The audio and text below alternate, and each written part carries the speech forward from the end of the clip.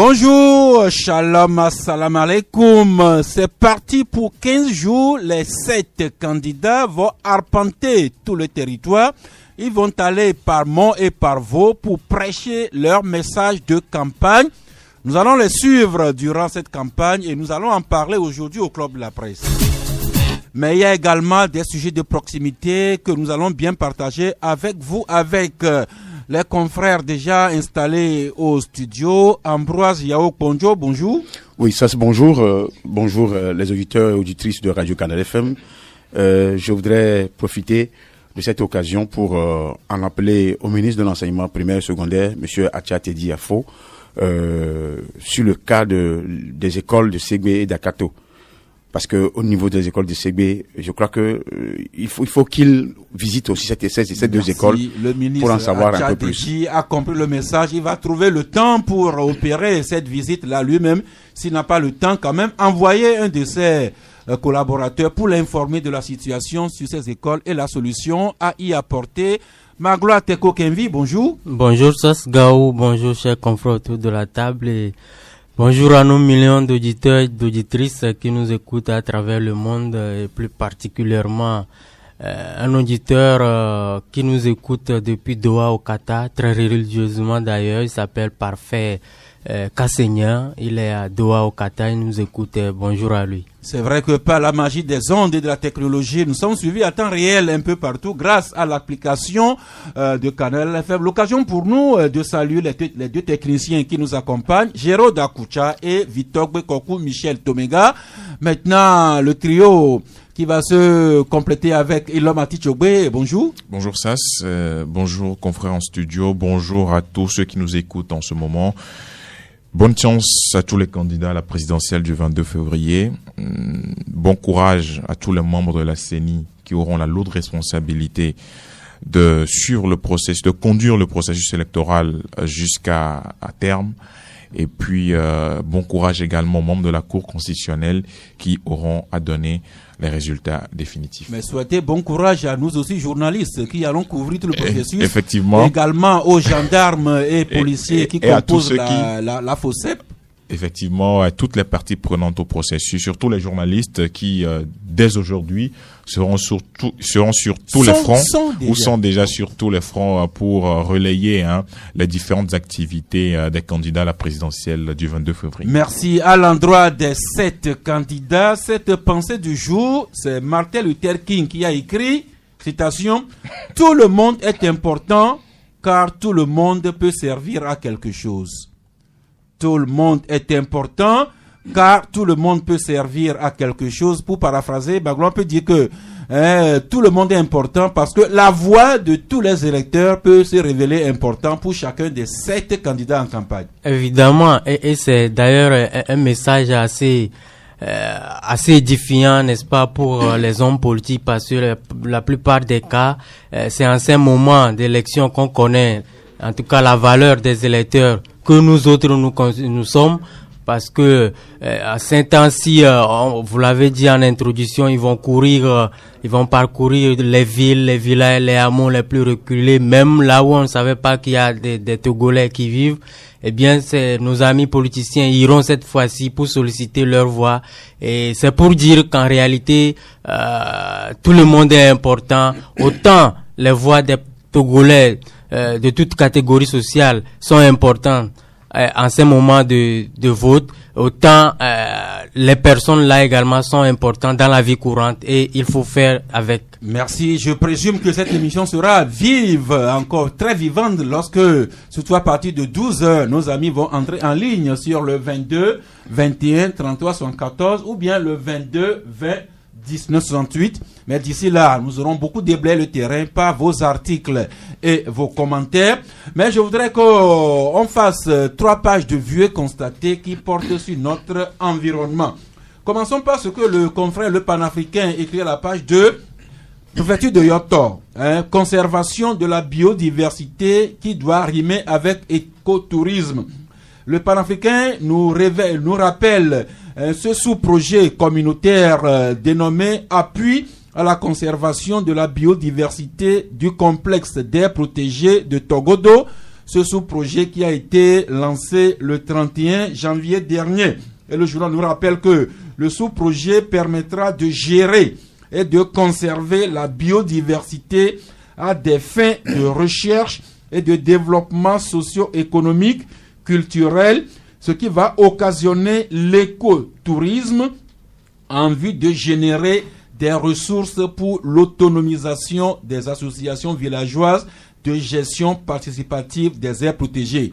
Pour dire que si nous prenons bien soin de notre environnement va prendre également bien soin de nous, non seulement pour notre survie, mais également pour notre portefeuille. Deuxième station, c'est la préfecture des lacs, plus précisément au lieu dit à Batekope. Si vous allez vers Anéro, à Batekope, c'est à quelques encablures du poste de péage. Et c'est toujours le panafricain qui écrit exploitation de sable dans les lacs, notamment à Batekope.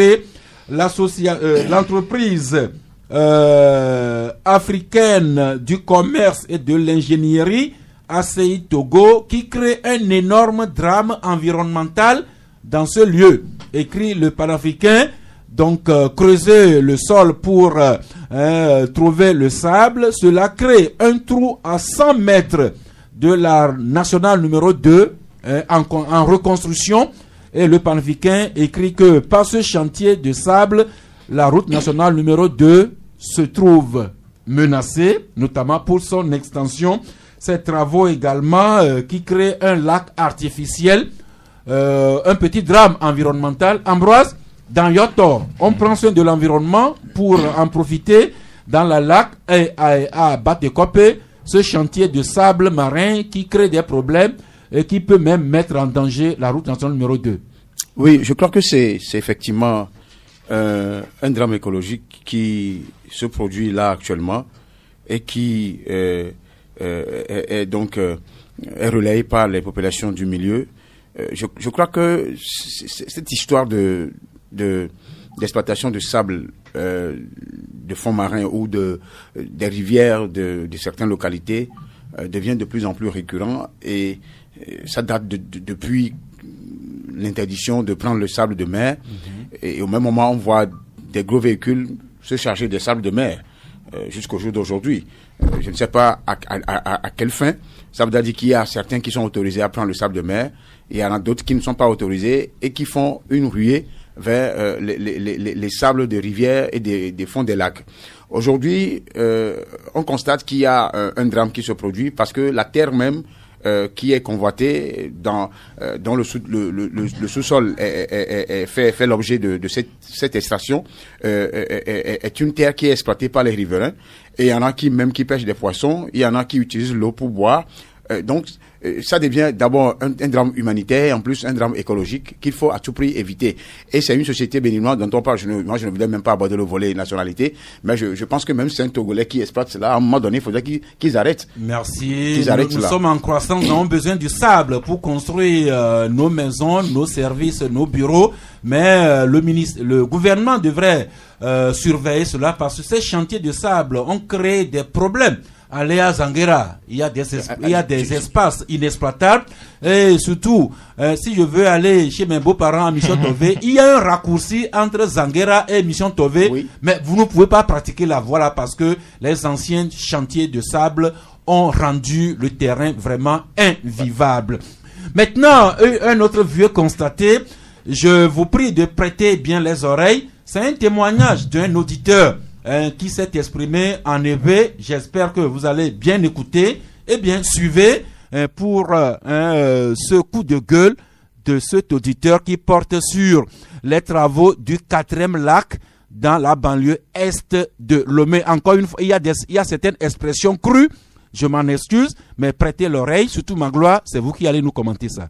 Le 4e lac que on va à niveau gang que d'autres PVO pas mon quand ça va so ya dama vomda a où ça toque ou va le garer pour le moment tu sais au gazé la vol l'avion le on va dans l'avion le dans sanamo où c'est au gazé ou de gazé donc nous va pas carré hein va pas bon ni manière que quoi matin je vais ne répondre mère minya me fifio chan upea wa no je te regarde na pour na jakpo que le kola werwa au sa to le nyemi de que ni mo titan to mo pour le nyemi de nyanko ne wa bureau pan ko le fiari ele le vin ka matina yo quoi matina bon et qu'on dit ma bon quoi ne be le omi ya le ma mère que na no le fia ne va c'est ça toi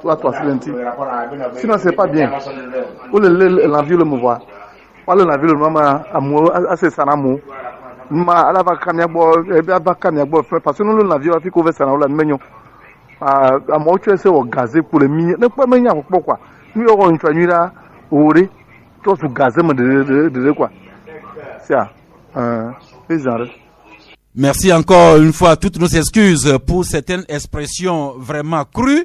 Mais Magloire, vous avez compris, notre ami nous signale ce qui se passe sur les travaux de ce bras du 4e lac qui serait transformé en décharge publique des gens qui feraient leurs besoins dans la nature alors qu'il y a des poissons dans ces cours d'eau-là que les gens pêchent et nous vendent. Oui, je crois quand même que c'est vraiment déplorable ce qui se passe là-bas au niveau du 4e lac. Et ça vient conforter, n'est-ce pas, la rédaction du journal Flambeau des démocrates parce que il y a quelques mois de cela, nous avons fait un article justement sur le sujet et nous avons sorti, n'est-ce pas, cet état de fait là que non seulement à l'époque le chantier était presque abandonné et ça laissait en tout cas le boulevard ouvert à toute dérive comme ce que l'auditeur vient de nous décrire. Et donc je crois que c'est quand même malheureux ce qui se passe dans la mesure où c'est un énorme investissement qui a été fait là-bas par le gouvernement togolais et les partenaires en développement. Et lorsque ces partenaires-là sont encore sur place et constatent l'utilisation, en tout cas la gestion qui est faite de l'ouvrage, je ne crois pas que c'est de nature à encourager les partenaires à toujours nous accompagner. Mais fondamentalement, je crois que ça revient, c'est devenu en tout cas une obligation pour les autorités, les maires qui viennent d'être élus tout récemment, parce que c'est là aussi leur job en réalité. Ils sont élus maintenant, il va falloir qu'ils se mettent véritablement au travail pour pouvoir assainir nos localités, parce que au-delà de tout, c'est une question de santé humaine et ça nécessite une réelle implication des autorités locales. Merci pour le témoignage de cet ami auditeur. Ces comportements vraiment anti-citoyens et inciviques portent préjudice d'abord aux travaux. Le bras risque de s'ensabler avec toutes les décharges et tous les besoins qu'on fait dedans, surtout pollution, pour ne pas dire empoisonnement, parce que des poissons pêchés dans ces eaux-là qui sont vendus un peu partout. Attention, monsieur le maire de la localité, vous êtes servi. Dernière station de l'environnement, c'est dans les colonnes de la Nouvelle Tribune. Et l'homme à Tichobé, rebonjour. Rebonjour, Sas. Eh bien, vous êtes revenu sur cette série d'incendies qui emportent les maisons de jeunes. Il y a quelques jours, c'était à la maison des jeunes d'Amanda Home qui est partie en fumée. Il y a quelques jours, c'est la maison des jeunes de Kara également qui est victime des flammes. Oui, vous savez, le titre que nous avons mis à la une de notre parution du jour, loin d'être alarmiste, en cette période particulièrement sensible pour la vie de notre pays, nous amène beaucoup plus à nous interroger sur ce qui se passe réellement au niveau des maisons des jeunes. Et puis, le moment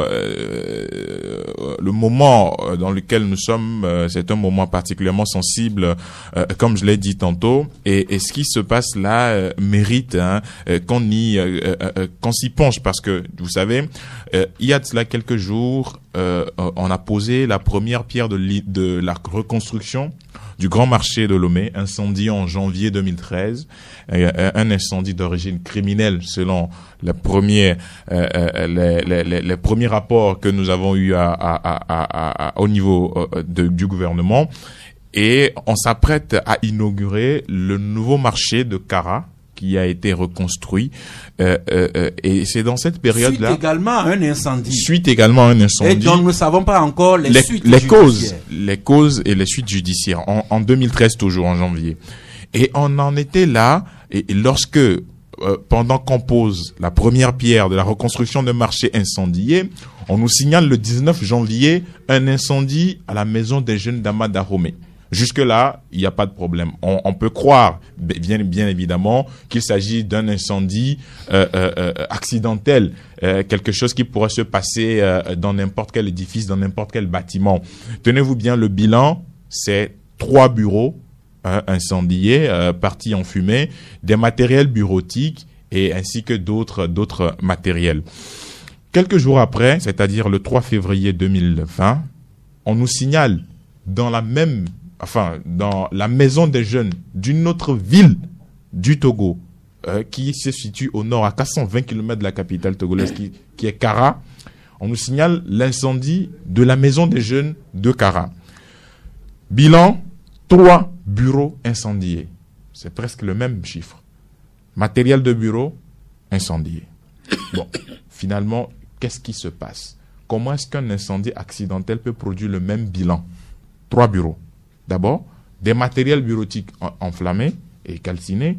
Et on se pose véritablement la question de savoir pourquoi la maison des jeunes de Lomé d'abord et ensuite la maison des jeunes de Kara. De quel incendie s'agit-il? On peut nous dire qu'il s'agit d'un incendie accidentel. Oui, accidentel, mais comment est-ce qu'un accident peut se produire à 2 endroits identiques d'un bâtiment qui appartient au gouvernement, c'est-à-dire au ministère du Développement à la base? Maintenant, dans le communiqué du ministère du Développement à la base, on nous informe que les activités se poursuivent normalement dans les 2 centres, c'est-à-dire au centre de Lomé et au centre de Kara. Ça nous amène à nous poser un certain nombre de questions sur, c'est vrai que peut-être que l'incendie n'a pas eu une ampleur démesurée, mais il fallait quand même contenir ça pour qu'on puisse continuer les activités. Mais si aujourd'hui on n'ouvre pas une enquête indépendante pour situer les responsabilités de ce drame, on se pose véritablement la question de savoir ce qui se passe en cette période de campagne électorale. Merci. Les maisons des jeunes d'Ama Dahomey, Lomé, de Kara, qui brûlent à quelques jours d'intervalle. C'est vrai que le ministère du Développement de la base, en proactivité, a sorti un communiqué pour informer également du drame, pour informer des enquêtes qui sont diligentées et pour informer que ces 2 centres continuent les activités. Mais vivement qu'on connaisse les résultats des enquêtes pour savoir si ces incendies sont dus à des problèmes de confection des bâtiments, d'installation électrique ou éventuellement d'une main criminelle. On va finir avec la saison des feux, avec ce drame qui est survenu à Anié le 3 janvier dernier. Un camion citerne transportant du carburant s'est échoué à Anié, a pris feu. Le bilan matériel? Oui, il y a eu d'importants dégâts matériels. Vous savez, c'est un camion citerne, selon les informations que nous avons pu recueillir. C'est un camion citerne d'immatriculation burkinabé qui transportait du carburant et qui, en provenance de Lomé vers le nord du pays, et qui a fait une chute au niveau d'Anié. Anié qui venait de savourer les délices de la première édition de la foire artisanale et agricole de la zone sur le terrain d'Abossé. Et juste le lendemain, ce drame-là s'est produit sur la nationale numéro 1. Le bilan est quand même effroyable. Il y a des morts calcinés, notamment le chauffeur du camion et son apprenti, une dame dont l'enfant était devant l'atelier de coiffure qui était également calcinée par le feu, et d'importants dégâts matériels. Et donc il a fallu l'intervention des sapeurs-pompiers de la localité pour pouvoir maîtriser les flammes. Et donc on attend d'avoir des détails beaucoup plus précis sur ce drame qui a occasionné des pertes en vies humaines. Merci. Ainsi en est-il de ces vieux constatés de proximité, le feu par ici, chantier de sable par là, ou encore les forêts et les aires protégées pour notre meilleur vivre.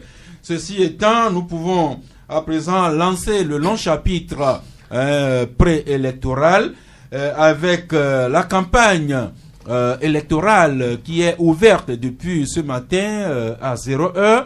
Les 7 candidats ont 15 jours pour nous convaincre. Mais avant la revue de presse, les commentaires, Ambroise, en venant de chez vous, depuis Segbe à Kato jusqu'ici au studio Canal FM, est-ce que vous sentez déjà que le Togo, le Lomé sont en campagne électorale?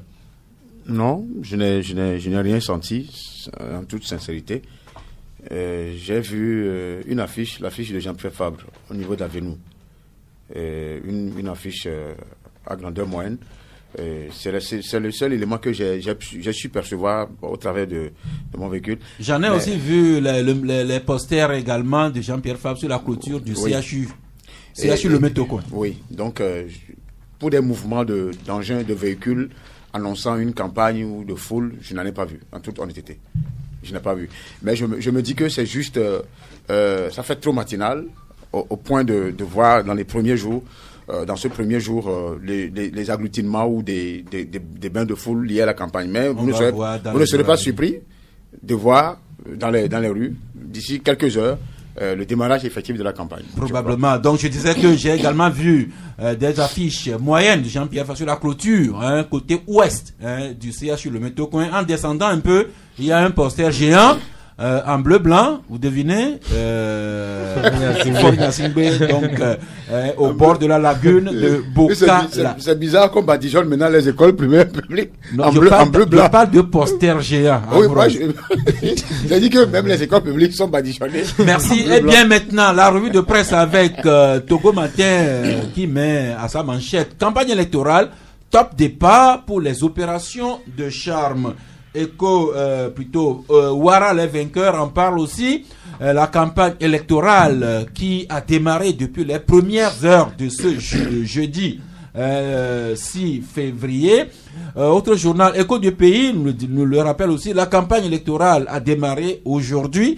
Et Écho du Pays nous reproduit également le message portant lancement de la campagne électorale, message prononcé hier par le président de la CENI, Tchambakou Ayasso. Magloire, vous avez écouté le message du président de la CENI qui a rappelé notamment les articles 68, 70, 71 et 72 qui fixent le déroulement de la campagne. Voilà, et comme votre journal aussi en parle, puisque voilà, plutôt Flambeau, vous écrivez à la page 3 vive le mercato électoral, et écrivez-vous. Oui, vive le mercato électoral, écrivons-nous justement un éditorial ce matin pour faire en tout cas une analyse un peu diagonale de la situation actuelle du pays, c'est-à-dire la période électorale. Particulièrement, nous ne nous attelons pas aux acteurs politiques eux-mêmes, c'est-à-dire les candidats, non pas eux, pas également les électeurs dans leur ensemble, mais plus particulièrement à une couche d'acteurs qui profitent, n'est-ce pas, de ces moments-là pour faire leurs affaires. Et pour eux, ce n'est pas vraiment la conviction politique qui importe. Le plus important, c'est de se faire des sous.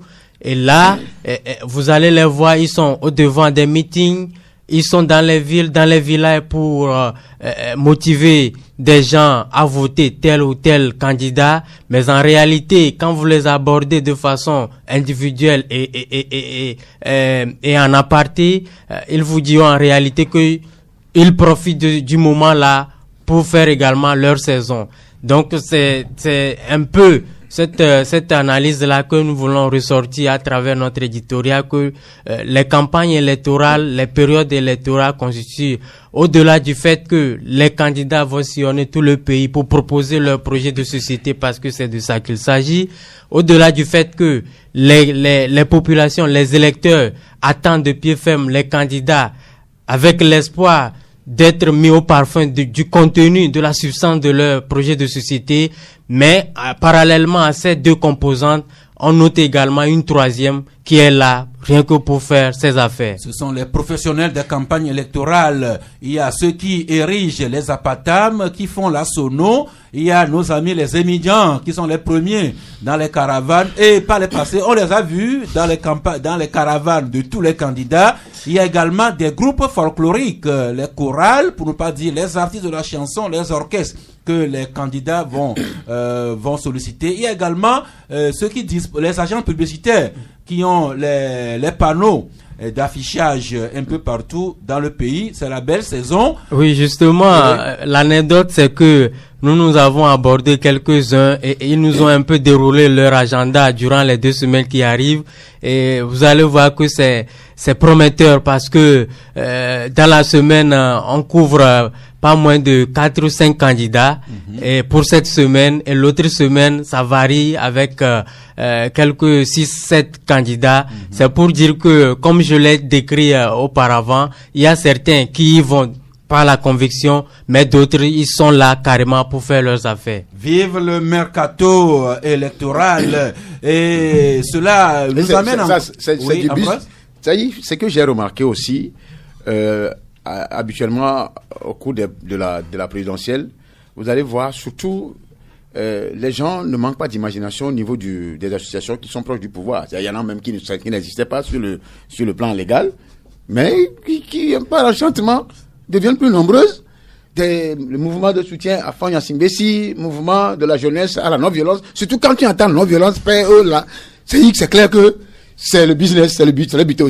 C'est-à-dire que il suffit de faire un projet où il y a paix, non-violence dedans. Tu as la garantie d'avoir au moins quelques 300 000, 1 million, 2 millions. Alors on peut vous demander pourquoi de telles associations ne prolifèrent pas dans les camps des autres candidats, notamment de l'opposition. Là-bas, il n'y a pas d'argent.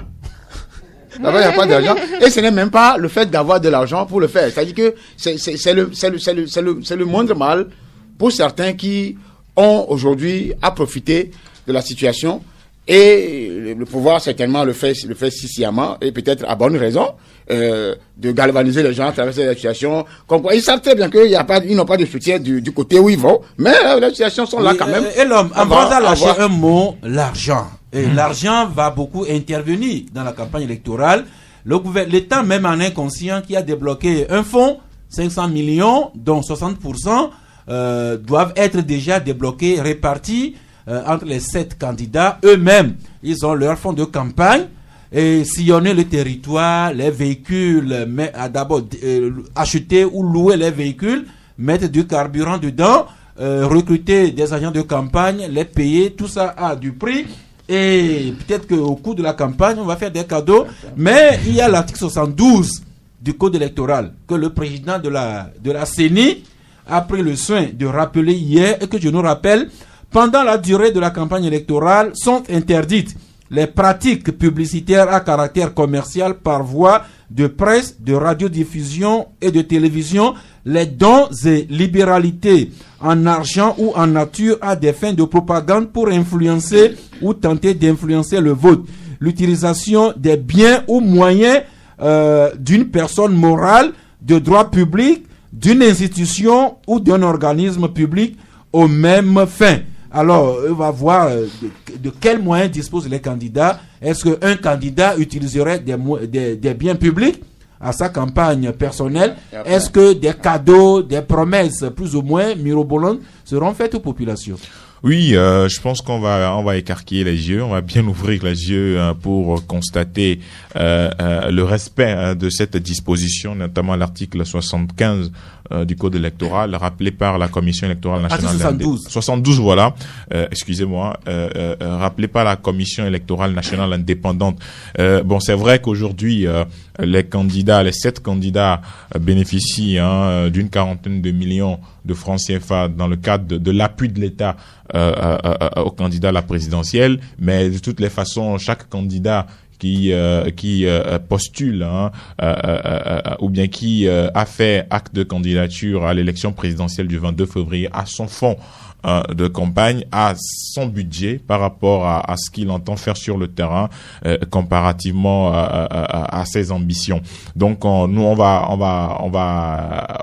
observer, on va analyser et puis rapporter en temps réel à l'électorat ce qui se passe ou ce qui réellement se fait sur le terrain. Merci. Avant de continuer, une petite parenthèse sur les incendies. Alors, une auditrice vient de nous signaler que ils habitent derrière le marché de Regranawe et il n'en peut plus dans ce quartier avec les restes des friperies qui sont brûlés au jour le jour en grandeur nature avec toutes les fumées qui se dégagent, les odeurs nauséabondes. Magloire, vous connaissez le maire qui couvre, l'un des conseils municipaux qui se trouve à Regranawe? Pasteur et deux communes.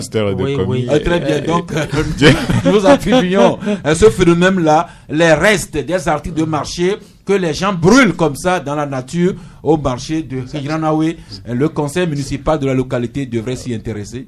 Oui, ça, je voudrais, par rapport à la situation à Regranawe, je crois que le maire du CAR et celui dont on vient de Mouvement Martin Luther King. Oui, ils vont s'en occuper. C'est vrai qu'il y a actuellement là-bas, il y a du monde. C'est-à-dire, il y a des ménages qui entourent le marché. Il y a 10 ans, la situation n'était pas telle. Maintenant, je voudrais revenir à la situation de la campagne dont on parle. Oui, on va y revenir. C'était juste une parenthèse. Ok. Oui, justement. Ok. Revenez-y. Effectivement, je prends l'impression, ou j'ai l'impression que c'est effectivement, comme je le disais, la présidentielle devient un fonds de commerce pour beaucoup de ces associations et c'est de bonne guerre. Mais je me dis que l'équilibre au niveau des fonds dépensés, au niveau des acteurs politiques, n'est pas assuré parce qu'il y a un grand déséquilibre par rapport aux moyens d'État qui sont utilisés. De tous les moyens d'État sont utilisés du côté du parti qui est au pouvoir, comme d'habitude, et en toute violation de la loi électorale, du code électoral. L'article 72, par exemple, a été, on le balaye de tout de gauche. J'ai l'impression qu'il y a des lois qui sont faites pour les autres et qui n'est pas prêt à être appliquées par ceux-là qui se donnent le plaisir de faire cette loi-là. Donc, je dis que tout cela n'est pas bon pour la construction de la démocratie chez nous.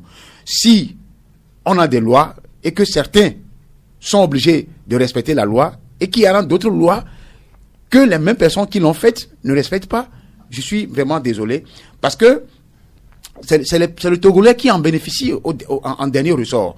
Donc si on pense aux Togolais réellement, nourrir les Togolais par la démocratie, je ne vois pas que ce soit sur cette voie-là qu'on devait se lancer et brûler toutes les lois, briefer tout, comment on appelle, mettre à l'écart toutes les lois qui gouvernent les Eh bien, la campagne est ouverte et faire ce qu'on veut avec les moyens d'État. 11h35, les partis politiques, les candidats, d'accord, mais et l'homme a bien fait de saluer la CENI, toutes les parties prenantes de cette élection, la CENI, la HAC, la Cour constitutionnelle, les partis politiques bien sûr, mais également les préfets et les maires qui seront mis à contribution.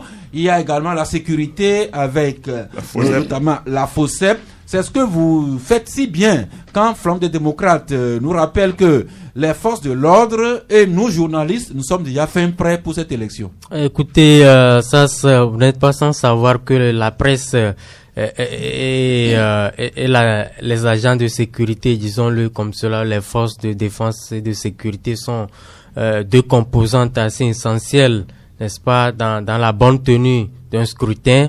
Et depuis un moment, les acteurs, les professionnels de ces deux couches socio-professionnelles s'y activent, à jouer pleinement leur partition. Et en début de semaine d'ailleurs, les professionnels de la communication étaient donc en atelier où la HAC donnait, si on peut le dire ainsi, les dernières consignes en tant qu'entraîneur à ses joueurs. Et les consignes là étaient donc d'épouser véritablement les lois qui régissent la corporation en ce moment sensible, notamment le professionnalisme, la véracité des faits, la neutralité, et pour ne s'en tenir que ça, parce que le rôle important ou cardinal du journaliste, c'est d'informer à partir des faits réels. Et donc, je crois que partant de ce fait-là, les professionnels de la communication sont déjà aguerris et ils jouent déjà leur partition dès ce matin, parce que je vois déjà certains papiers sur la toile. C'est dire que les journalistes font déjà ce qui est de leur prérogative. Et de l'autre côté, les forces de sécurité. En début de semaine, ou du moins mardi, le ministre en charge de la sécurité et de la protection civile a également présenté à la presse la force spéciale dédiée à la sécurisation du processus, dénommée FOSEP, composée essentiellement de 10 000 gendarmes et policiers. Et ce qui était impressionnant ou intéressant dans le message du général Yag, c'est qu'il disait à ces éléments de prendre la distance par rapport à tout homme politique, par rapport aux formations politiques, par rapport au regroupement des formations politiques, de garder également la neutralité et surtout d'essayer ou du moins de s'interdire de faire usage d'armes à feu, même en cas de légitime défense. Je crois que c'est un message intéressant, parce que, comme nous le disons, c'est une période assez sensible où les nerfs sont parfois tendus, et quand vous êtes force de sécurité et que vous ne savez, parce que c'est une question de foule, et quand vous ne vous maîtrisez par moment, vous pouvez aller à des dérives. Et donc, le ministre a bien fait de galvaniser ces hommes avec des messages clés qui, n'est-ce pas, je l'estime,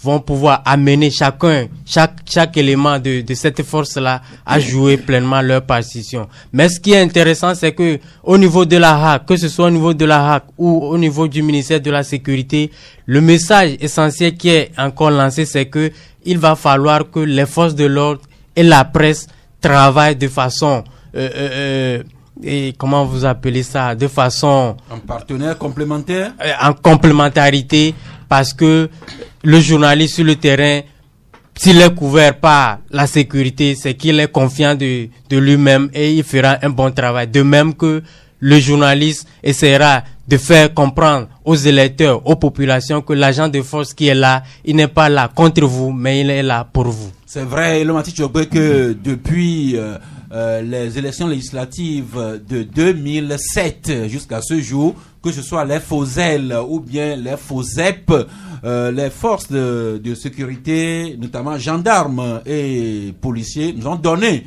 l'occasion de nous montrer leur expertise, leur maestria en termes de sécurité électorale. Ce qui s'est fait par le passé, on ne peut pas ne pas présager qu'il en soit de même. Et vous aussi, vous écrivez que la FOSEP est déjà fin prête pour cette présidentielle 2020. Oui, ils ont quand même rencontré la presse pour décliner leur mode opératoire par rapport à la couverture du processus électoral. Et donc, comme vous l'avez rappelé, depuis 2007, c'est un travail de fourmi qui se fait, un travail qu'il faut saluer de la part de ces éléments engagés dans le processus électoral en ce qui concerne la sécurité. Donc déjà très tôt ce matin, vous pouvez les voir déployés dans certaines localités ou dans certains quartiers, parce qu'il y a des candidats qui ont prévu faire des meetings. Donc moi j'en ai croisé en venant ici, par exemple au studio de Canal FM, j'en ai croisé dans certaines artères de la ville de Lomé. Donc ça voudra dire que déjà le travail a commencé, le travail de sécurisation du processus électoral, et afin qu'il y ait quand même une certaine paix, une certaine quiétude pour que tout le monde puisse vaquer librement à ses occupations. La FOSEP qui est là, 10 000 gendarmes policiers pour sécuriser le processus. Mais Magloire, il y a toujours cette question qui arrive. Des localités comme Bafilo, Sokodé, Mango, à Palémé, on parle du quartier Zomaï ou Zongo. Même ici à Guanivé, on parle de Zongo. Le rendez-vous, le journal Le Rendez-vous, revient sur le problème et écrit à sa manchette: Bafilo, Sokodé, Mango, vers un génocide à huis clos. Alors, il va falloir vraiment que... comment voyez-vous ce travail de sécurité professionnelle de la FOSEP, dont nous saluons les exploits de par le passé, avec cet autre impératif militaire, notamment dans les zones où le gouvernement dit être à la recherche d'armes et d'individus aux intentions malveillantes, notamment les membres supposés de Tigre Révolution. Comment est-ce que ces deux paramètres vont être coordonnés dans cette période électorale? Écoutez, je ne suis pas dans le secret des dieux. Je ne sais pas comment le ministère de la Sécurité et de la Protection civile déroule son agenda en termes de sécurisation du processus. Mais ce que je constate également, comme le confrère l'a écrit, c'est que bien avant que le processus électoral ne soit déclenché, il y a une évidence sur le terrain, c'est qu'il y a certaines villes, ou du moins dans certaines villes du pays, l'ambiance est un peu heurtée. Quand on prend par exemple le cas de Sokodé, de Bafilo, d'Anié ou de Palimé à côté, depuis les événements de Zongo ici, parce que Zongo, quotidiennement des témoignages où les gens se plaignent. Hier même, un auditeur était intervenu dans l'émission pour se plaindre que on les prend à partie, rien que quand on vous voit 2-3 en train de discuter, c'est les corps habillés qui s'invitent pour vous faire disperser, voire même des traitements qui s'apparenteraient à des formes de torture. Oui, et c'est là où l'équation est vraiment assez complexe parce que, comme je l'ai dit, dans ces différentes villes, depuis un moment, il n'est plus possible de se retrouver pour des meetings, surtout quand il y a une petite connotation politique derrière. On a vu l'acharnement, si je peux le dire ainsi, qui est fait contre certains militants du parti PNP depuis un moment où on arrête les militants, même le secrétaire général du parti il y a quelques jours au niveau de Palimé. Mais c'est également une réalité que ce moment-là est un moment où, n'est-ce pas, tous les Togolais ont, du moins, c'est un moment propice pour tous les Togolais de vaquer librement à leurs occupations parce que les partis politiques, les acteurs, les candidats devront, n'est-ce pas, aller vers tout citoyen togolais en âge de voter pour lui apporter leur message. Et c'est là où je dis, je ne sais pas comment le ministère fonctionne à ce moment précis, parce que est-ce qu'on peut identifier dans la masse celui-là qui appartient à ce groupe de révolutionnaires ou celui qui n'appartient pas à ce groupe? Je ne sais vraiment pas comment ça va se faire. Est-ce qu'on va obtempérer une petite pause, le temps de laisser le processus électoral passer avant de continuer encore par démasquer ces gens-là s'il en existe encore? Je ne sais pas, mais je crois que on gagnerait peut-être mieux en mettant une petite pause par rapport à ces arrestations, le temps de finir ce processus parce que c'est un moment sensible. Je ne veux pas imaginer ce que ça serait peut-être quand, en pleine campagne électorale, on débarque dans un quartier pour arrêter des gens parce que. Eh bien, nous renvoyons cette question aux professionnels de la sécurité. Venons-en à l'organisation de cette élection. Le confrère, le tonnerre Théo Nyamsa, qui rappelle le top départ pour la campagne électorale, écrit aussi que la CENI met le paquet pour une organisation irréprochable. Mais de son côté, Liberté, lui, écrit la campagne électorale en entendant le vote des bêtes sauvages. Clin d'œil à cet ouvrage de Amadou Kourouma, je ne sais pas si vous l'avez lu, en entendant le vote des bêtes sauvages, mais le titre de Liberté peut quand même poser le problème de la crédibilité de ce scrutin, de la transparence. Il y a des candidats qui évoquent quelques inquiétudes, notamment Agbayome et Jean-Pierre Fabre, qui souhaiteraient que les résultats des élections au soir du 22 février soient proclamés bureau de vote par bureau de vote. À cela, la CENI rétorque avec des arguments de loi, avec le code électoral. Mais au-delà de cette petite polémique, la préoccupation de beaucoup de personnes, c'est la transparence pour une réelle crédibilité de ce scrutin. Et cette crédibilité n'existe pas. C'est ce que Liberté a écrit à travers cette citation du livre de Amadou Kourouma. Vous savez qu'Amadou Kourouma est également l'auteur du Soleil des Indépendances, un Ivoirien qui a séjourné ici au Togo dans les années 70 en tant qu'assureur et qui a suivi comment, surtout avec la période des éléphants blancs, du boom phosphatier, comment, surtout entre 78 et 79, 80. Oui, est-ce qu'on peut revenir sur la transparence? Oui, je parle de là. C'est-à-dire, justement, ça parle de la transparence. Le vote des bêtes sauvages, c'est quand que vous sortiez voter ou pas, que vous ne sortiez pas, nous on va gagner. Ça y est, les bêtes vont sortir de la forêt pour venir gagner et pour venir nous faire gagner. C'est ce qu'Amadou a écrit par rapport au Togo. Maintenant, et l'illustration du personnage même, c'est Koyaga. Koyaga, tout le monde sait celui qu'on appelle Koyaga dans ce livre-là.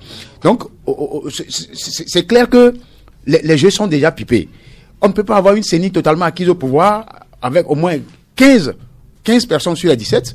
Et ensuite, qu'on me dise qu'on ne va pas proclamer les résultats bureau de vote par bureau de vote, alors que c'est l'indicateur même de la transparence dans un processus électoral. Est-ce que vous comprenez l'argument légal? Ça ne tient pas debout. Non, c'est le code électoral, Ambroise. Ce code électoral est vicié. Ça ne répond à aucun critère démocratique ni de transparence. Vous avez remarqué que l'Union européenne ne viendra pas observer, ni les Nations unies. Parce que la base même de la démocratie au Togo a été faussée. Ils viennent en foutre quoi? Donc c'est dire, et même vous refusez que les nationaux viennent observer des élections. C'est pour vous dire qu'en réalité, quand la CENI dit c'est elle-même qui va centraliser les résultats, c'est là où on va vous sortir des chiffres bidons, comme quoi, nous on a déjà gagné à titre provisoire par quelque chose de 51% au premier tour. Alors que avec ces élections où les jeux sont tellement ouverts, personne ne levera son petit doigt comme quoi il a gagné au premier tour. Ça, si ça se produisait, ça veut dire que la fraude deviendrait serait à une échelle pas possible. Donc, c'est faut vous dire qu'en réalité, que cette CENI, moi, je n'ai aucune confiance à cette CENI-là. Surtout que la CENI est pilotée pratiquement par le ministère de l'Administration territoriale, et quand un ministre de cette institution, ce département, se lève un beau matin pour interdire une observation à travers une entité qu'il a déjà fait par le passé. Mais encore une fois, la CENI même est composée sur les bases légales en se référant à la conclusion de l'Assemblée nationale. L'UFC, qui est à l'Assemblée, ne participe pas à l'élection présidentielle. Le NET, qui est je parle de la CENI. Oui, c'est des configurations politiques dont tu parles, qui sont en principe représentées à la CENI. L'ANC, qui a pris pratiquement le tiers des élections locales des conseillers municipaux, ne se retrouve pas à la CENI. Est-ce que vous convenez que la CENI est composée selon la configuration de l'Assemblée nationale? Et cette assemblée, moi je te l'ai dit depuis, ma position tu le sais, c'est des gens qui ont été nommés. Je l'ai toujours dit. Merci. Qu'on me fusille, je le dirai. Même au tombeau, je le dirai. C'est votre droit de le dire, mais également sous cette assemblée, il y a même Abbas Bonfo qui a créé Abassa. Il y en a encore d'autres qui ont dit qu'on vous donne le miel, vous voulez prendre aussi le lait. C'est votre droit de le dire, mais souffrez également qu'on vous rappelle les arguments légaux sur la légalité.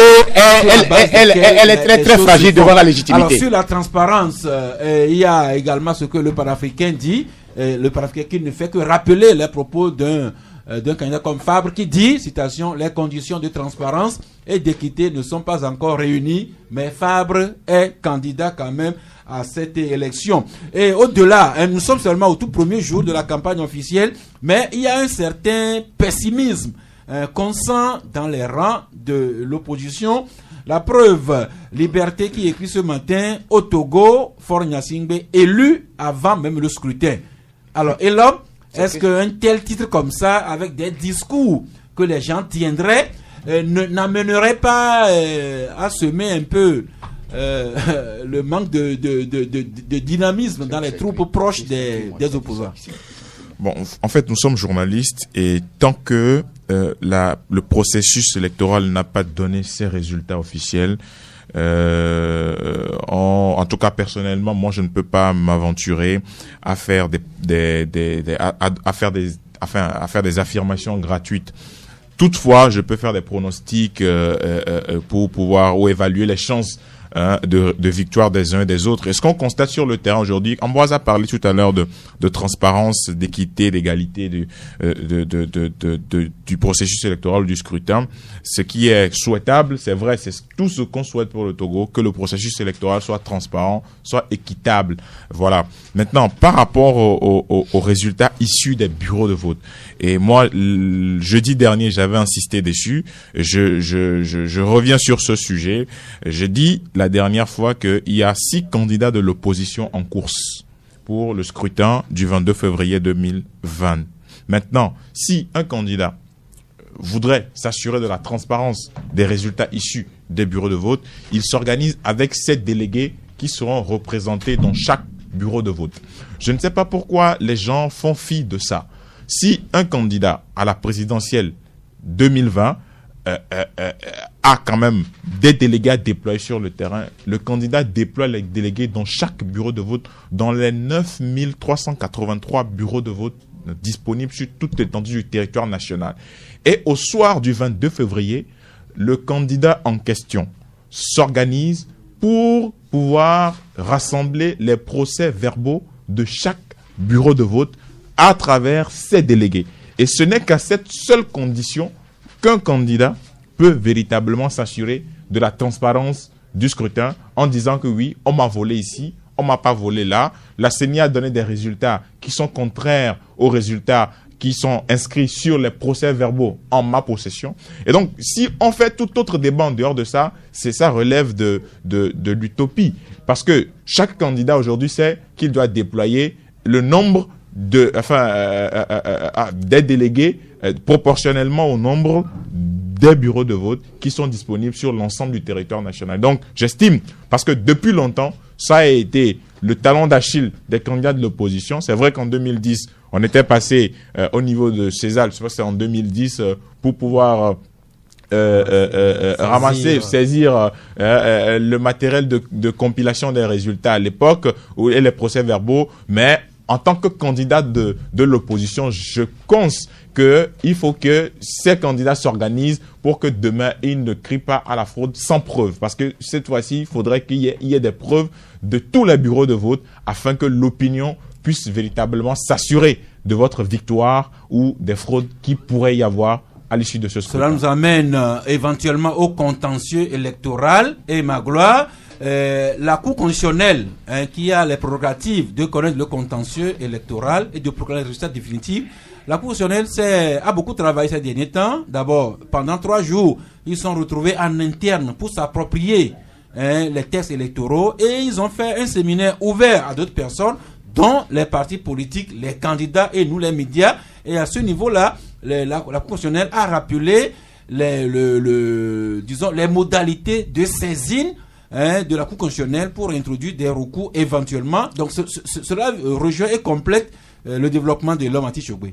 Oui, c'est pour dire que la loi a peut-être tout prévu dans ce sens-là et la Cour constitutionnelle ne fait que suivre la dynamique qui est prévue légalement lorsque un candidat veut contester les résultats, il sait comment s'y prendre et donc logiquement il n'y a pas de débat en tant que tel parce que chacun fait son petit métier comme on le dit. La CENI de son côté fait son travail, la Cour constitutionnelle également fait son travail. Les acteurs politiques sont également en train de faire leur travail en étant sur le terrain. Et donc là, c'est le cours normal des choses. Mais là où je voudrais soulever un peu une nuance, c'est que, comme tout le monde le dit, le premier problème des élections au Togo, c'est la transparence. Qu'on le veuille pas, ça a été toujours comme ça depuis les années 90. Le premier problème soulevé par les acteurs, c'est la transparence. Et ce n'est pas pour rien, vous allez le voir, que les acteurs de l'opposition, notamment prolongés, n'est-ce pas, à la société civile, réclament que en tout cas que les résultats soient proclamés bureau de vote par bureau de vote.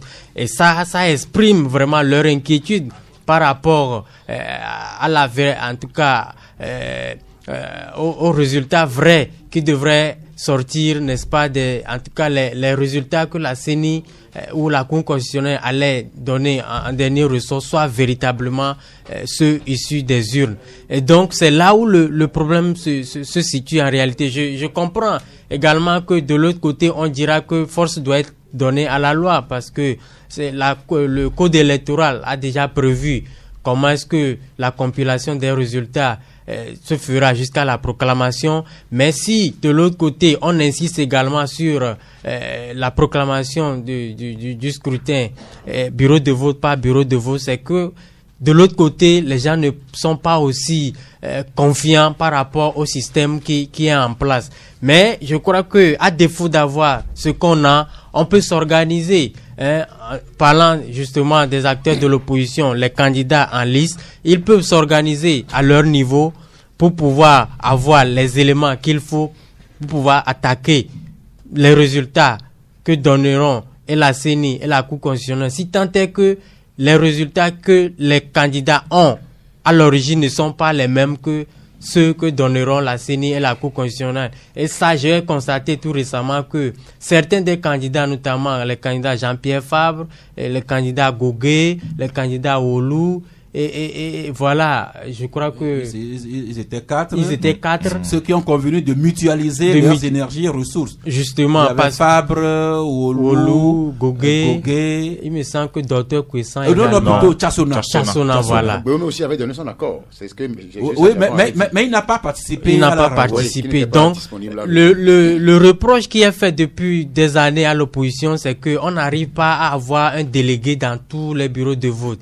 Et cette fois-ci, vous n'êtes pas sans savoir qu'on aura 9000 bureaux de vote. C'est grand. C'est 389 pour être précis. Voilà, c'est beaucoup. Et donc, c'est là où moi je dis, à défaut d'avoir ce qu'on veut, c'est-à-dire la proclamation des résultats bureau de vote par bureau de vote, ce que recuse la CENI, justement, appuyant ou du moins arguant sa position sur la nécessité de respecter les dispositions du code électoral, j'estime que les candidats tels que je l'ai dit peuvent s'organiser à leur niveau en peut-être mutualisant leurs efforts au niveau des délégués pour pouvoir avoir au moins un œil dans chaque bureau de vote. Et je crois que ce faisant, ils auront gain de cause par la suite parce que ils se compléteront en réalité. Peut-être pour nous rassurer dans ce sens-là, il y a ce titre du journal Le Tonnerre Théo Nyamsa qui écrit que la CENI met le paquet pour une organisation irréprochable. Espérons qu'il en sera effectivement par ainsi. Oui, par rapport à ce que Magloire a dit, c'est vrai que les gens disent que l'opposition, si l'opposition avait un seul candidat, ça pouvait l'aider à obtenir l'alternance. Mais moi, je dis que... On a dépassé le stade du candidat unique. Oui, parce que là, nous sommes à une élection en 2 tours et les jeux sont ouverts, je l'ai dit. Et c'est important, avec 6 représentants de chaque candidat dans les bureaux de vote, c'est une garantie pour l'opposition de sauver, comment on appelle, les procès-verbaux des bureaux de vote. C'est important. Ça aurait été un candidat, ça veut dire que c'est un seul. Et dans certains faubourgs, de certaines localités, on pourrait même le chasser comme on le fait habituellement. Donc, 6 candidats avec 6 représentants, c'est une très bonne chose. Et on aura forcément un deuxième tour. Merci. Personne ne vient de dire on va écouter nos amis auditeurs, mais rapidement terminer avec cette revue de presse. Flambeau des démocrates à la page 5. Campagne électorale, c'est parti. Ce qu'ils proposent. Et vous passez les 7 candidats avec un condensé de leur message. Dans ce sens-là, Jean-Pierre Fabre, le candidat de l'ANC, a rencontré la presse hier. Et comme le dit Liberté, Jean-Pierre Fabre dévoile son projet de société. Et Liberté, ce programme s'articule autour des angles comme reconstruire l'État, recoudre le tissu social, garantir la sécurité pour tous, construire une économie dynamique, engager une politique sociale volontariste, réhabiliter la femme et conduire une diplomatie pragmatique. Les axes essentiels du projet de société de Jean-Pierre Fabre. Sur cette communication, Togo Matin écrit offensive médiatique, Fabre sort le grand jeu mais ne convainc pas, selon donc ce journal. Autre journal, c'est Voilà le vainqueur qui revient sur l'investiture que Monseigneur Kodjo a faite à Agboyome Kodjo avec ce titre: messe en prélude au démarrage de la campagne. La bénédiction divine est-elle suffisante pour la victoire de Agboyome Kodjo? Question que se pose Ouara le vainqueur. Et Liberté aussi s'intéresse et écrit Agboyome chez Gilcris Olympio, une opération de séduction qui n'a pas l'air de séduire. Et là, voilà également une petite polémique. Hier, ça avait inondé les réseaux. Il s'agit d'une rencontre à son domicile que Gilcris a accordé à Agboyome. Qu'est-ce qu'ils se sont dit, qu'est-ce qu'ils ne se sont pas dit? Finalement, l'UFC a dû sortir un communiqué pour recadrer toutes les opinions. Oui, en fait, vous savez que l'UFC aujourd'hui est un parti qui véritablement n'a plus toute la sérénité qu'il faut. Et moi, j'ai été vraiment surpris de lire ce communiqué sur les réseaux sociaux, un communiqué qu'on a balancé comme ça. C'est vrai que la nouvelle aussi, avec la photo, etc., qu'on a vu du déplacement de monsieur Agbeome chez et monsieur Gilles Christ Olympio, mais aujourd'hui, véritablement, est-ce que cela nous apporte quelque chose? C'est la question que moi je me pose. Est-ce que cette polémique-là nous apporte quelque chose de concret? Parce qu'aujourd'hui, on est dans du concret. Que M. Gilles-Christ Olympio soutienne M. Agbeome, ou que M. Agbeome aille chez M. Gilles-Christ Olympio pour avoir son soutien, que quelqu'un sorte un communiqué après pour dire qu'il n'a pas son soutien, tout ça, personnellement, moi, ça n'apporte rien au débat. Et moi, je souhaiterais qu'on puisse avancer, qu'on puisse voir d'autres perspectives, parce qu'il y a des choses plus sérieuses devant. Au lieu de s'arc-bouter sur des choses, excusez-moi, mais qui ne sont pas véritablement des choses dont on peut parler. Juste un mot, Magloire, et puis nous ouvrons sur les auditeurs. Oui, justement, et parlant justement de ce communiqué, moi, je me dis, est-ce que ça valait réellement la peine? Parce que, vous savez, nous sommes sur un terrain politique où on appelle quelque chose stratégie politique. Voyez-vous, ce n'est pas pour rien que Faure Gnassingbé a lancé le coup KO à Tapamé. En réalité, vu la géopolitique actuelle, vu les réalités sociopolitiques dans nombre de pays dans le monde, dire que on va gagner au premier tour, ce n'est pas aussi évident que ça. Et pourtant, il a lancé le mot, et c'est dans l'intention de jouer sur la psychologie des gens. Que les gens du MPDD prennent en photo, se prennent en photo avec le président de l'UFC, c'est purement des stratégies politiques pour dire nous avons le soutien du président de l'UFC. Et ça ne nécessitait pas vraiment un communiqué comme pour dire que un soutien de l'UFC à MPDD, c'est un crime, Merci Magloire, c'est un délit. La politique made in Togo. Il est midi, nous allons souffler un peu et nous ouvrir sur les contenus, les auditeurs qui vont sûrement nous compléter et nous enrichir. 93.5 Canal FM. Eh bien, c'est parti pour le club de la presse inclusif avec premier auditeur en ligne, Ismaël, bonjour. Bonjour, M. Sass. Oui. Oui, je salue tous les confrères au studio. Nous vous saluons aussi. Oui, merci, M. Sass. Bon, à mon avis, M. Sass, on ne viole un texte que quand ce qui est écrit n'est pas respecté ou est travesti. Bon, pour des lois il y a des lois tacites de circonstances. Par exemple, on voudrait qu'une élection soit transparente. Quel est l'inconvénient lorsqu'on demande à ce que les résultats soient affichés bureau de vote par bureau de vote? Que les gens nous disent l'inconvénient par rapport à cette exigence. Si déjà on voudrait que l'élection soit transparente. Parce qu'à mon avis, on ne viole une loi que lorsque ce qui est écrit n'est pas respecté ou lorsque écrit est mal, dans les faits est mal traduit. Et de deux, lorsque nous étions par exemple à l'école, lorsqu'on nous donnait toutes nos feuilles après les compositions, avant le résultat, chacun des élèves connaissait déjà en quelque sorte sa moyenne. C'est pour dire, c'est pour appuyer ce que M. Elom a dit. Au soir du 22 février, en réalité, qu'il s'agisse des délégués, des candidats, chacun sait probablement qui est vainqueur de l'élection. Toutes les autres procédures-là ne sont que des formalités. C'est pas pour rien dans d'autres pays, au soir d'une élection, il y a des candidats qui sont faits play, qui appellent déjà leur adversaire pour leur féliciter. Ici au Togo, c'est un peu comme si l'élection présidentielle relevait de l'utopie ou de la métaphysique, alors que c'est arithmétique, monsieur ça. Voilà mon intervention. Merci. Si je comprends bien l'ami Ismaël, c'est une question d'organisation aussi bien de la part de la CENI que chacun des candidats individuellement. Si on est bien organisé et si on disposait des ressources dont l'homme a parlé, chacun des candidats pourrait avoir les résultats plus ou moins réels déjà au soir de l'élection. Le suivant, bonjour. Oui, allô, bonjour. Oui. Oui, c'est Kodjo. Oui, l'ami Kodjo. Oui, sur ce que l'homme a dit concernant les procès-verbaux, je suis parfaitement d'accord avec lui. Quand bien même moi, je vais voter Fabre, et s'il est à l'écoute et m'écoute en ce moment, je voudrais lui dire que je vais le voter.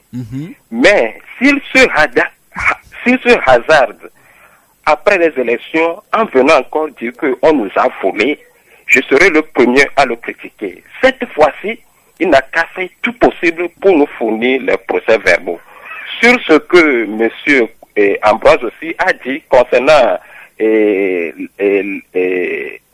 la candidature multiple, je suis parfaitement d'accord avec lui. Jean-Pierre Fabre et les autres ont raison sur le clan Podro. Mais ce qui cloche sur le clan Podro et monsieur Kokonou Soupoué, c'est que ils ont mis dans la tête des Togolais qu'il y a une prophétie et que la prophétie a désigné monsieur Agboyome. Imaginez que c'est monsieur Faure et Fabre qui sortent pour le second tour. Est-ce que monsieur Kokonou Soupoué aura encore le courage de passer sur les radios pour pas? Je ne crois pas. L'ami Kodjo, attendons le soir du 22 février pour savoir si une prophétie va se révéler vraie ou fausse. Ils se sont cantés sur leur position de candidature unique alors que ça ne va pas nous avantager. L'ami Kodjo, attendons pour voir si les prophètes auront raison ou bien s'ils auront abusé de la naïveté de ceux qui les écoutent. Pour ce que vous avez dit à votre candidat Fabre, c'est no comment de notre côté. Le suivant, alors, bonjour. Oui, monsieur Sass, bonjour. Oui, c'est abonné. Oui, si. Oui. C'est toi qui m'as nommé abonné, donc il n'y a pas de souci. Oui, et justement, et après l'émission, vous donnez votre réel numéro hors micro à Michel. J'ai besoin de vous parler après. Il n'y a pas de souci. Monsieur Sass, oui. Si à ce jour, parmi les 6 candidats, il ne peut pas trouver... Il y a 7 candidats. Ok. Et il ne peut pas trouver 9000 militants ou sympathisants juste pour rester dans les bureaux de vote. Ils n'ont qu'à revenir à la maison. Ça, ce n'est pas sincère. Un candidat à la présidentielle qui n'a au moins 9000 militants pour être dans le bureau de vote, là, ils n'ont qu'à revenir à la maison. Ma question sur l'élection, c'est de savoir si, dans le code électoral, ce qui est interdit, que vous proclamez par l'article 72, quand on ne respecte pas, est-ce que la loi a prévu une sanction? C'est ça la question. Un fait social, comme vous l'aviez dit, et j'ai eu à assister à un accident avant la fin de la fête de Noël. Je pense le 23 ou bien le 24. Vous avez dit qu'on doit boucher les trucs là, les caniveaux. Et j'ai constaté aussi ce qui a été fait au niveau de Zéro Baranana là. Un jour, moi, j'étais là-bas, j'avais un peu le vertige. Je me disais, si par accident, quelqu'un déraillait, il a rentré gratuitement comme ça dans le ravin. Et le 23 ou bien le 24, il y a un gars qui était avec lui. Je ne sais pas s'il dormait au volant. Il était rentré dans la lagune de Tombouctou là, en descendant de Tocoin hôpital. Oui. Ça voudrait dire que le fait, nous sommes tous exposés. Hein. Si les maires peuvent faire juste des barrages ou bien des garde-fous, comme on l'appelle. Voilà, des garde-fous. Merci beaucoup, l'ami. Abonnez, s'il vous plaît. Hors micro, vous donnez votre numéro au technicien Michel. J'aurai besoin de vous parler après. Madame Epiphanie, bonjour. Oui, bonjour. Oui. Comment est-ce que vous allez? Comme vous nous suivez, madame. Oui, alors, Epiphanie?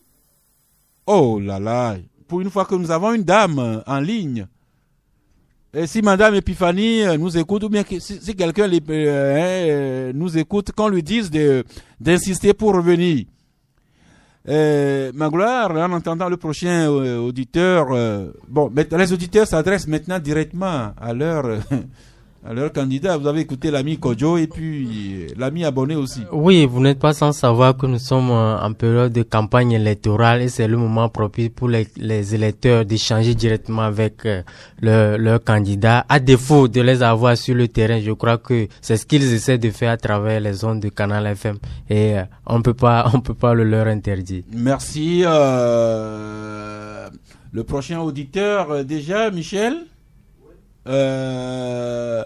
En attendant donc ce prochain auditeur, oui, c'est Papa Sibiti, bonjour. Oui, bonjour, mon directeur, bonjour les autres. Oui.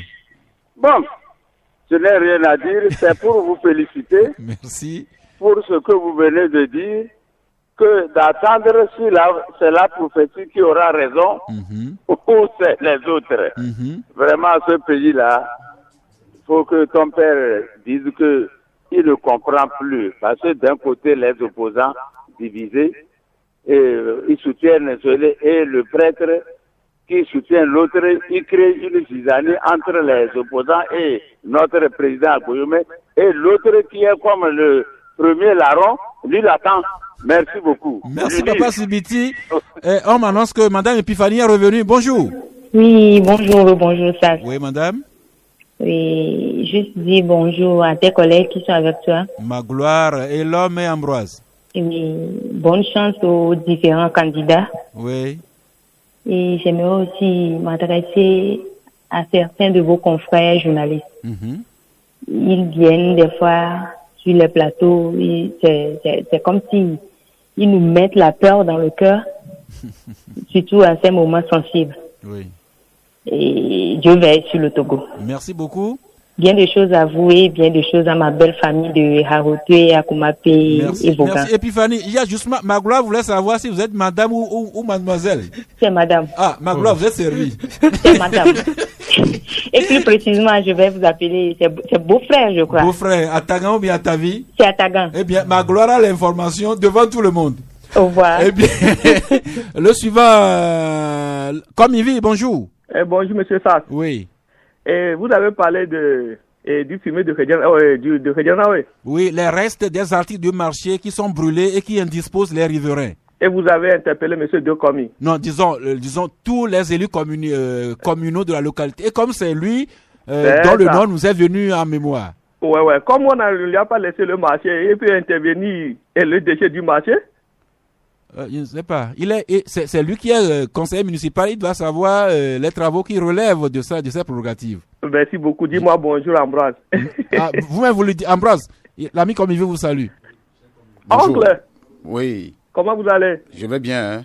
Ok, je te dis bonjour au nom de la population de Michintové. Oui, bonjour la famille, bonjour à tous. Merci beaucoup. Belle émission. Merci beaucoup. Maintenant, c'est Hakim. Allô? Hakim, bonjour. Oui, bonjour. Oui. Comment vous allez? Comment vous nous sentez? Allô? Oui. Allô? Allô, Hakim, nous oui, donc je salue tous les amis qui sont au plateau. Oui. Je souhaite beaucoup de chance à tous les candidats. Oui. Et maintenant, je souhaiterais aussi que lorsque on va aux élections, soit on perd ou soit on gagne. Et il va falloir que les gens puissent jouer vraiment le franc jeu.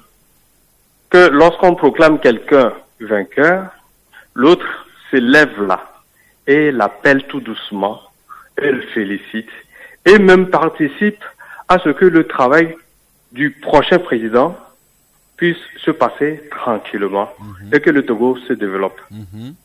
Bonne chance et puis que le Togo soit vainqueur. Merci. Que ce soit le Togo un indivisible, un Togo ambitieux qui gagne. Merci beaucoup l'ami Hakim. Maintenant, l'auditeur suivant, bonjour. Bonjour, c'est monsieur Kolani. Le tien-là. L'ancien Chamba. Vous n'êtes pas parti en campagne? Ouais, je suis dans mon véhicule là. Ok. Ouais, vous savez, monsieur Sass. Oui. D'abord, il faut dire merci à Ambroise Ponjo sur RFI ce matin. Son intervention. Merci de trahir que Ambroise était sur RFI ce matin. Ouais, il a fait un bon boulot là.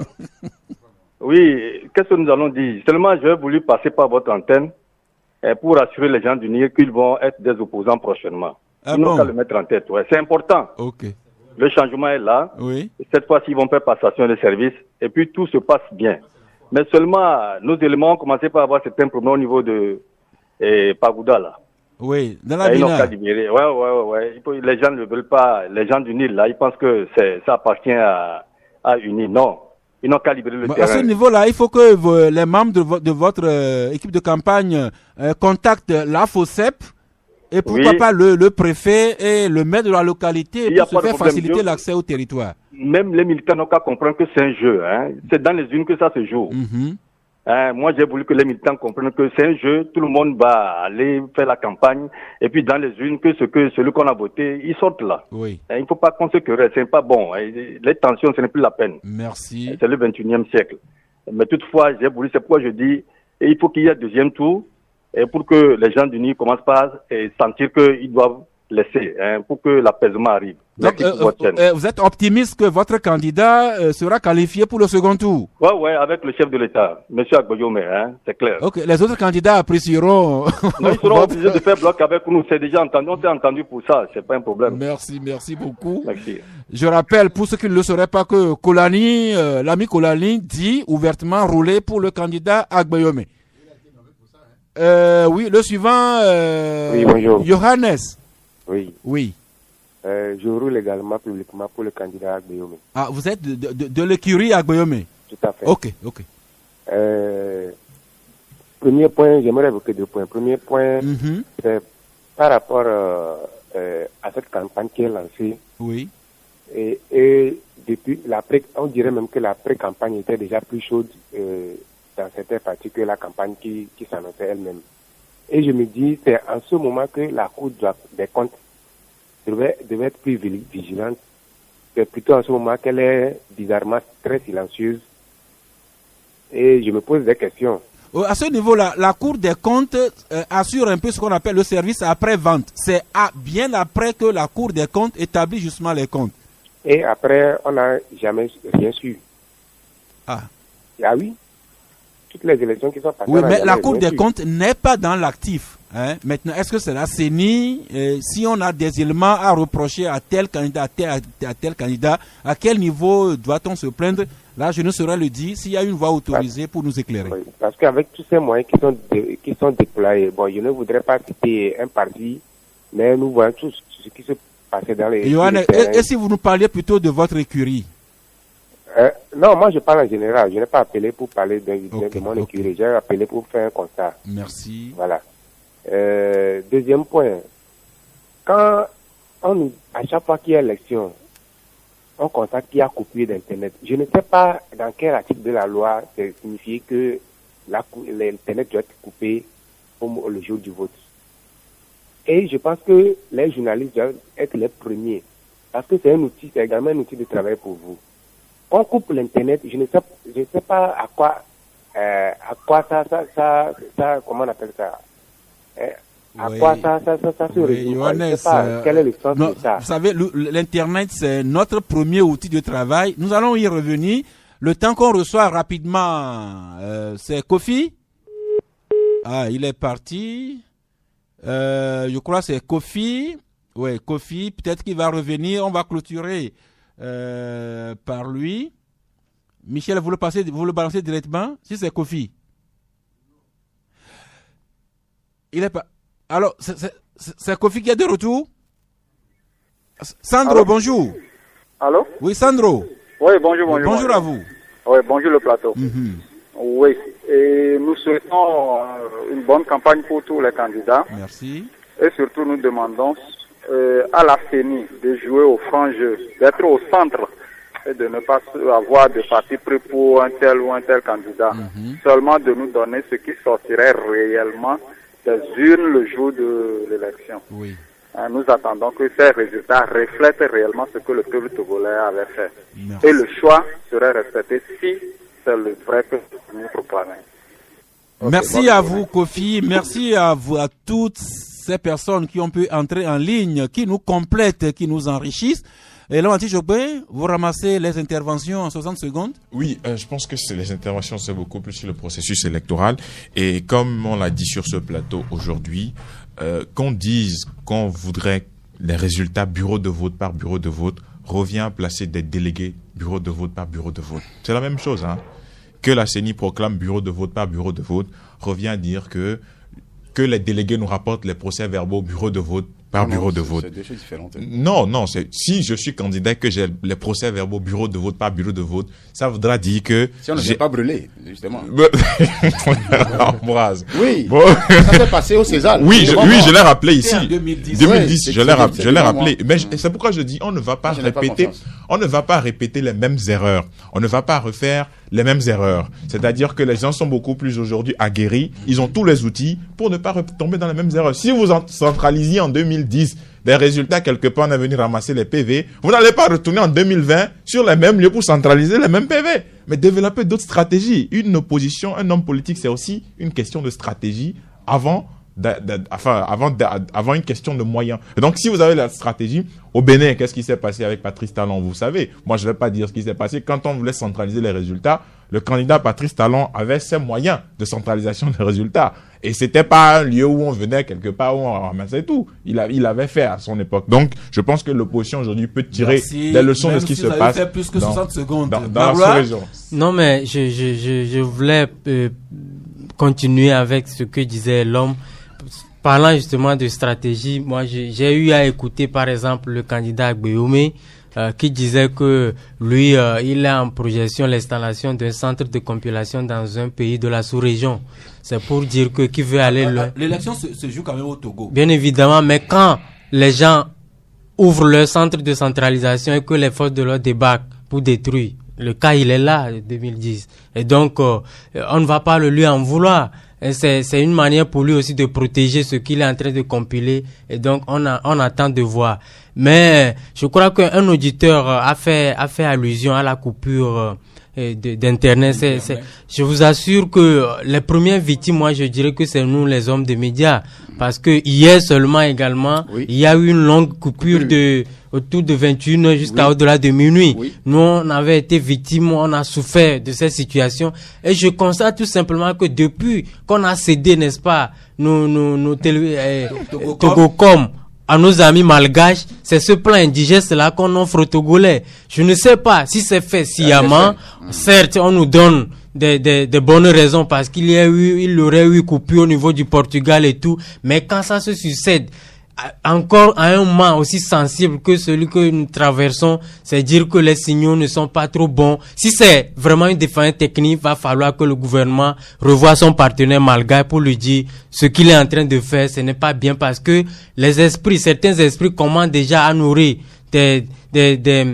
comment vous appelez ça, des idées comme quoi on est en train de préparer la psychologie des Togolais au soir peut-être du 22, alors que c'est peut-être une panne technique. Et donc, j'estime que c'est du ressort de comment, c'est Agou Hold Consulting ou quelque chose comme ça. Ils n'ont qu'à revoir tout ça parce que avec Togocom, on avait une connexion assez fluide. Oui, mais ce n'est pas de l'actuel propriétaire de l'actuel actionnaire majoritaire de Togocom, il y a quand même l'ARCEP, cette autorité-là qui doit veiller à ce que les télécommunications soient fluides pour nous tous, pour qu'on ne revive pas le mélodrame de la présidentielle de 2005.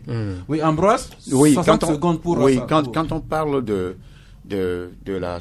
vous savez, à quelques jours des élections ou à quelques semaines, tout est bien potelé, tout est bien fait au niveau de la CENI, au niveau de la constitutionnelle, au niveau de le ministère de l'administration territoriale pour assurer que les choses vont se dérouler très bien.